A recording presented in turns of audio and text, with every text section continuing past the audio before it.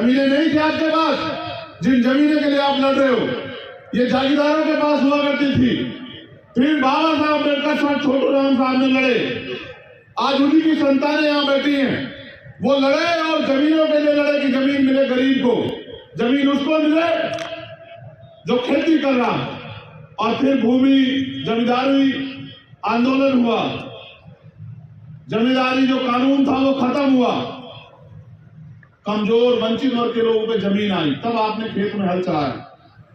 और आज उन जमीनों को जो आपको आजादी के बाद मिली, उनको सरकारें छीनने का काम कर रही हैं। और इनका एकमात्र मकसद ये है, आप नहीं समझ रहे हो, कि जो रोजी रोटी चैन से किसान का मेरा खा रहा है, उनकी रोजी रोटी भी छीन लो, वो लेबर क्लास बन जाए, बड़े बड़े धन्ना से पूंजीपति, इनकी फैक्ट्रियां लगे, इनके बड़े बड़े व्यापार लगे, इनके बड़े बड़े मॉल बने, और आपको हर एक चीज के लिए इनके पास गिरवी रखना पड़े अपना घर बार, और इनके यहाँ जाके आपको रोटी मांगनी पड़े। एक किसान पैदा करता है बंजर भूमि को। मेरे पिताजी प्राइमरी स्कूल के हेडमास्टर थे और उन्होंने मुझे सिखाया, वो खेती भी करते थे, रात को जाके पानी देते, तब जाके फसल पैदा होती। फिर प्राकृतिक मार है, फिर चोर भी ले जाता है, तमाम तरह की मुसीबतें हैं, उसके बाद फसल तैयार होती है। एमएसपी की कोई गारंटी नहीं। आप लड़ रहे हो, आपकी जमीन छीन गई, किसकी वजह से छीनी आपको नहीं पता। मैं तो नवलगढ़ की जनता पे वो कर रहा हूं भाई, मेरी बात पे गौर करना आप सब लोग। लोकतंत्र का मतलब ये है कि जिनकी ज्यादा संख्या उनका राज होगा, जो बहुसंख्यक लोग हैं उनका राज होगा। यही तो लोकतंत्र है ना, कि जिनकी वोट ज्यादा होगी उनका राज होगा। आपने तो सबसे बड़ी लड़ाई कमजोर ये कर दी कि जिनके 10,000 वोट है उनका विधायक बन रहा, जिनके 80,000 वोट है वो बैठ के तमाशा देख रहे थे। क्या किया आपने? मैं ये नहीं कह रहा कि दूसरे लोग नहीं, सब बन सकते हैं, लेकिन आप ये बताओ, अगर दुश्मन के हाथ में औजार दोगे तो आपका इलाज करेगा नहीं करेगा? बताओ। देखो, आपने मुझे तलवार भेंट की, मैं इसको इसलिए ले गया है कि आप इसको देख लो। मैं इसको मना कर रहा था अपने भाई को कि ये मुझे मत दो। इसका एक कारण है,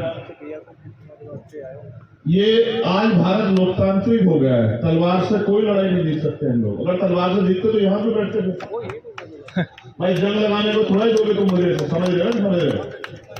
तलवार से कोई लड़ाई नहीं जीती जा रही। भारत लोकतांत्रिक देश है, संविधान है, जिनके पास कलम की ताकत है, ये कलम उनका राज है, जिनका राज है वो कोई धरना नहीं करते। मैं यहाँ के विषय में भी बात रखूंगा, जो आज घटा उस पर भी बात रखूंगा। मैं बस आपका ध्यान आकर्षित कर रहा हूँ। आप यहाँ इसलिए बड़ी संख्या में जुटे हैं क्योंकि आपको तकलीफ है और आप चाहते हैं आपकी तकलीफ खत्म हो जाए। तकलीफ आपकी एक नहीं है, आपकी तकलीफ कई। मैं आपको वास्तविक स्थिति पर लेके आता हूँ। 14 अगस्त 1947 को भारत गुलाम था। 15 अगस्त 1947 को भारत आजाद हुआ। लेकिन इस देश के किसान, कमेरे और वंचित वर्गों को, महिलाओं को अधिकार नहीं मिले। अधिकार मिले जब 26 जनवरी 1950 को बाबा साहब अम्बेडकर द्वारा लिखित संविधान इस देश में लागू हुआ। तब इस देश के वंचित वर्ग के लोगों को जानवरों के जीवन से इंसानों के जैसा जीवन जाने का अवसर मिला। अगर देश के प्रथम प्रधानमंत्री आजाद भारत के बेटी को भी प्रधानमंत्री बनने का मौका मिला तो बाबा साहब अम्बेडकर के संविधान की वजह से मिला। अगर आज बहन बेटियां डॉक्टर, इंजीनियर, IAS, IPS बन रही हैं तो वो भारतीय संविधान में जो महिलाओं को अवसर मिले उसकी वजह से मिल रहे।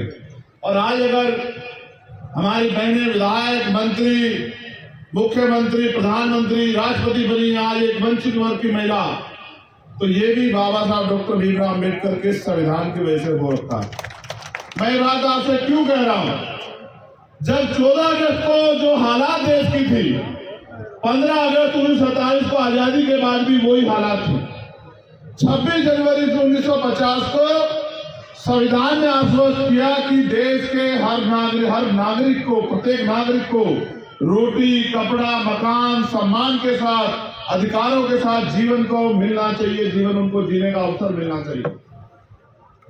जिनके पास जमीन नहीं थी उनको जमीन मिलनी चाहिए, जिनके पास घर नहीं था उनको घर मिलना चाहिए, जिनके पास रोजगार नहीं था उनको रोजगार मिलना चाहिए। जिनको पढ़ने के अवसर नहीं तो उनको पढ़ने के अवसर मिलने चाहिए। जो असमानता जातिवाद के शिकार थे उनको भी शांति रूप से घूमने फिरने और नौकरी अवसर रोजगार करने के अवसर मिलने चाहिए। जिनको उद्योग धंधे नहीं उनको उद्योग धंधे मिलने चाहिए। इसके लिए भारत में लोकतंत्र आया कि देश की आम जनता तक उनके वास्तविक अधिकार कैसे पहुंचे। जमीनें नहीं थी आपके पास, जिन जमीनों के लिए आप लड़ रहे हो ये जागीरदारों के पास हुआ करती थी। फिर बाबा साहब अम्बेडकर साहब छोटूराम साहब ने लड़े, आज उन्हीं की संतानें यहाँ बैठी हैं। वो लड़े और जमीनों के लिए लड़े कि जमीन मिले गरीब को, जमीन उसको मिले जो खेती कर रहा। और फिर भूमि जमींदारी आंदोलन हुआ, जमींदारी जो कानून था वो खत्म हुआ, कमजोर वंचित वर्ग के लोगों पे जमीन आई, तब आपने खेत में हल चलाया। और आज उन जमीनों को जो आपको आजादी के बाद मिली उनको ये सरकारें छीनने का काम कर रही। और इनका एकमात्र मकसद ये है, आप नहीं समझ रहे हो, कि जो रोजी रोटी चैन से किसान का मेरा खा रहा है उनकी रोजी रोटी भी छीन लो, वो लेबर क्लास बन जाए, बड़े बड़े धन्ना से पूंजीपति, इनकी फैक्ट्रियां लगे, इनके बड़े बड़े व्यापार लगे, इनके बड़े बड़े मॉल बने और आपको हर एक चीज के लिए इनके पास गिरवी रखना पड़े अपना घर बार, और इनके यहाँ जाके आपको रोटी मांगनी पड़े। एक किसान पैदा करता है बंजर भूमि को। मेरे पिताजी प्राइमरी स्कूल के हेडमास्टर थे और उन्होंने मुझे सिखाया, वो खेती भी करते थे, रात को जा जाके पानी देते, तब जाके फसल पैदा होती। फिर प्राकृतिक मार है, फिर चोर भी ले जाता है, तमाम तरह की मुसीबतें हैं, उसके बाद फसल तैयार होती है। एमएसपी की कोई गारंटी नहीं। आप लड़ रहे हो, आपकी जमीन छीन गई, किसकी वजह से छीनी आपको नहीं पता। मैं तो नवलगढ़ की जनता पे वो कर रहा हूं भाई, मेरी बात पे गौर करना आप सब लोग।